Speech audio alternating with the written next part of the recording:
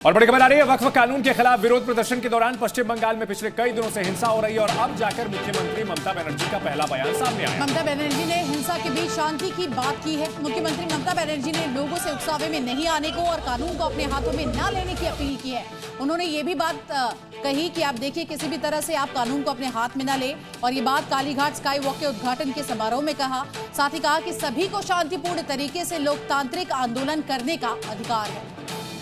শান্তিপূর্ণভাবে গণতান্ত্রিক আন্দোলন করার অধিকার সকলের আছে উইথ পারমিশন, বাট প্লিজ দয়া করে সে যেই হোক, ABCDEFGA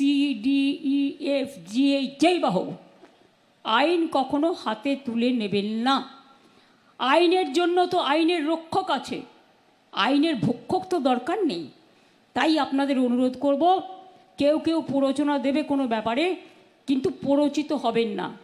প্ররোচনার সময় যে মাথা ঠান্ডা রাখে সেই তো আসল জয় করে, তারই তো আসল জয় হয়।